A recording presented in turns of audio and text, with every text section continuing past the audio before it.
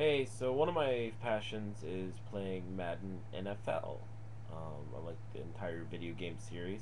I was a tester for Madden 05 at EA Tipperon in Maitland, Florida. Um, so I got to know a lot of the insides of the game. Not that that necessarily means I'm any better than the next guy. Um, but I wanted to share, I guess, what some of my thoughts are on how I run a franchise in Madden 11, the latest version of the game. Maybe someone would care, maybe not. Who knows? Um, First off, whenever you start a franchise, or whenever I start a franchise, I always try and start off with a cupcake team or a team that sucks. I really don't see that much fun in starting, for instance, a Ravens franchise or a Patriots franchise or a Colts franchise, because in general those teams are too good as they are, and there's nowhere you can really take it. The fun to me is in taking a team that sucks, like the Browns or the Bills, and then turning them into something. Um, I sometimes do the Texans. They're my favorite team. They're the team I root for in real life. I find I get too attached to players to really make good decisions when I use my favorite team, though. In general, though, offensively, I try and run a West Coast offense, like a traditional Bill Walsh West Coast offense. And for that, I use either the West Coast offense playbook, which is okay. The one that's really good, though, is the Browns. My brother recently brought it to my attention, and I tried it out. I'm like, the Browns, why would I ever try the Browns offense? Well, they have a really good West Coast offense. They give you the split backs formation, which is barely available in the game anymore. It used to be called the Pro Set back in the day, if you've been playing for a long time. They also have the far formation. They don't have near, um, but they have a pretty good shotgun, and they have probably one of the best wildcat formations I think in the game. In addition to having everything you'd want from I form and single back. Um, in general, though, it's short passing routes. I count my steps, and that's how I usually will run my pass offense. I literally on a short pass will count one, two, three, throw. Um, if it's a medium, then it's 5 steps. If it's a deep pass, then 7.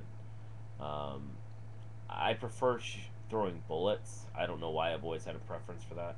On the deeper ones, I mean, obviously lobs are often going to be better. On third down, I always try and implement using my tight end over the middle.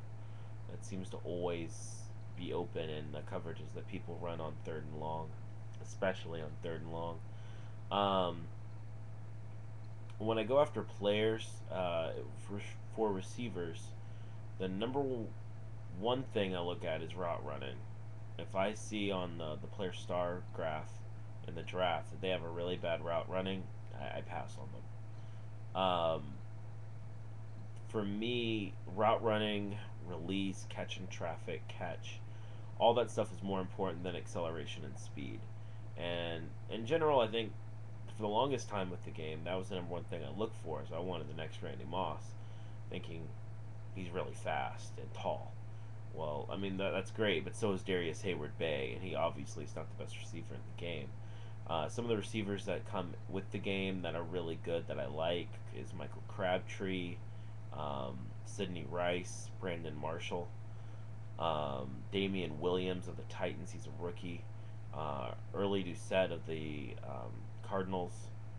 Um, Earl Bennett of the Bears. If some of those are B potential players, and you really have to have the star player boost to really utilize them in a long term way if you actually want them to become amazing. As far as drafted players at receiver, the best I've found is Jaron Hampton. Ish Griffin is really, really good as well. There's a tight end, last name Sargent, I think Romel Sargent. He's an amazing convert to wide receiver. I think there's a Driscoll tight end as well. That's a pretty good convert if I remember correctly. Um, the best number 4 receiver I've ever had, and I try and get him every time, is a guy named Tiny Smith Diedrich, and he's I believe 6'8", and he's huge. and I really like him as my number 4 because I can put him on a short little slant end, and he's a good foot taller than a lot of middle linebackers. If not a full foot taller, then he's 8 inches taller, and he has a pretty good vertical. So I can throw him a jump ball over the middle, or really against most corners, and he has an advantage. And so for when you see the blitz coming, and you're in 4 wide receivers, you just go 1, 2, 3, throw, and he usually is able to make those clutch catches. He's made a lot of really good third downs for me. At running back, Tracy's good, Sarasty's good. Trying to think of some of the other really good players I've had. I can actually look at my current team. I have 3 or 4 guys I really like right now. I actually have a bit of a controversy. Um, I'm in the 10th year of a Bears franchise right now, and I did a fantasy draft. So if there is a team you really want to use, but you need a bad team, do a fantasy draft and maybe limit yourself to 6 good players, and then sort by different categories and only get like young players that are in the 60s or 70s overall. Don't get any more all stars after that. So I mean, I try and avoid going after offensive line because I seem to always get this one draft class that has 5 amazing linemen in it at all the different positions, and it's the one that has Willis Smith, I believe, and there's, like I said, there's 5. Mick, hold on, I still have a couple of guys. Mick Dombrowski, I believe he's a center. Willis Smith, he's a 6'11" left tackle. If you have the star boost, he's really amazing. Mark Kennedy, I believe, is from that same draft class. It's a really good offensive line class. So I usually try and avoid going after offensive line. When I do go after offensive line, the number one thing I look for is footwork. I want guys that have amazing footwork before they have amazing strength. This also goes against the more standard approach. Um, and I like to do outside runs. With my West Coast offense, I always pass first down unless I'm just trying to throw off the defense because they're expecting the pass.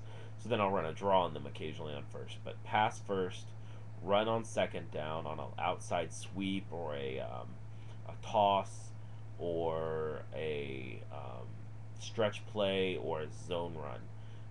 One thing that's really important is to understand how the zone run actually works and how the stretch works. Both of those runs, if they're loaded on the outside, expecting you to run outside because you've been running outside on them all day with Chris Johnson, you can cut those back inside and usually make a good solid 6 yards, if not a touchdown. That's how those plays are set up, and they'll really work properly when you have guys with amazing run block footwork. I like to have guys that also have good pass block footwork, obviously, because pass blocking is important. And it's great if a guy's really strong, but if he gets blown by, what's it matter? I mean, ideally, you find guys that have all those characteristics in one. But when you're looking at their star graph, be sure to notice that they don't put what their actual run block and pass block ability is on there. They have their run block strength, their run block footwork, etc. A lot of the guys, like there's a really good guy like named Nelson Cuangio, I think, and I love the kid to death, but he has horrible run block and pass block. Like right now, he's 6 years pro in my franchise. He has a 48 pass block and a 66 run block, but he has a 99 impact, 99 run block strength, 99 pass block strength, 89 run block footwork, 87 pass block footwork. So it's like, on defense, I mean, you always have to have a scheme, and for me, my scheme on offense is West Coast. I like my fullbacks to be fast and be able to catch as well as block, which is really hard to usually find, but there's a couple in there that you can find. If I have to have a preference, I'll go with blocking. I like to have a solid tight end, if not 2 or 3 that are pass receivers. When I run, I'll usually only run with one tight end, at least on the strong side. So as long as my number 1 is pretty balanced and a good receiver, then I'm happy. But on defense, I run a 46, And so with my sliders, I have the ends on pass block, all the whole rest of the front sevens on run stopping, um, and then the corners and the free safeties are on zone, and then the strong safeties on hard hitting. But and a lot of cases, I'll have a guy that's a mediocre middle linebacker or outside linebacker, but has a really amazing zone block. Zone coverage skills. I'll move him to strong safety, especially if he has a good speed. Um, if I think of anything else, I'll let you guys know. But that's just for starters. On defense, I like to use the Tennessee playbook. Sometimes they have the 4-4. Depends on the team I have. If I have really good tackles and linebackers, I'll often do that. But in general, the 46. Sometimes I'll run the 46 out of the 3-4 set. Just depends on your personnel. I like to get with my linebackers and with my ends. I look for guys that have amazing block shedding ability, because with the 46, the whole point is to get to the quarterback, and it doesn't matter if a guy has an 89 speed, if he has a 68 strength and a 52 block shed. Um, the ideal guy is probably Roback. He's a middle linebacker that comes in, or the Fulton brothers. Um, from Illinois. One goes to like Western Illinois, the other one goes like North Illinois or something. But one of those guys is amazing. The other one's okay. But you want a guy that's fast, that has a strength in the 80s, who has a really high tackle, power move, either power or finesse move. They don't necessarily have to have both, and a really good pass block. Now, how often do you see that? Not often. But if you work with players and you get the right personnel, for coaching, ideally, I would have Singletary's as my head coach, with Rex Ryan as the defensive coordinator. Um, no, I take that back. I usually like to have Rex Ryan be my head coach, because he gives the linebackers block shedding ability, and he improves their ability to perform. I get the Lions coach Schwartz to be either special teams coach or defensive coach, and he'll improve your defensive line's pass blocking ability. And then I go for Perry Fuel as my defensive coordinator, or as the special teams coach, depending, um, to help with the zone coverage ability of my backers. Because I have so many guys usually blitzing, anywhere from 4 guys rushing in the minimum situation, obviously. But at most, I run a lot of engage 8s. I'll do a lot of zone blitzing. Um, and like I said, my strong safety generally is going to be blitzing. So there's situations where if I'm running an engage 8, there's only 3 guys in the backfield. And I can't think of a situation on earth where I'd want 3 guys to be covering, even if it's 3 receivers out there, even if it's 2 receivers out there. I wouldn't want them in single coverage. And man coverage, unless I had like Revis over there and Osama. But in general, though, I find that zone coverage guys are cheaper, and they are going to be more effective. If you can get a guy that's good at both kinds of coverages, you're set. But I mean that's kind of the general direction I go in. And I found often that your number 2 strong safety will have a lot of opportunities for interceptions. So make sure you have a guy that's your number 2 strong safety that has amazing catching ability.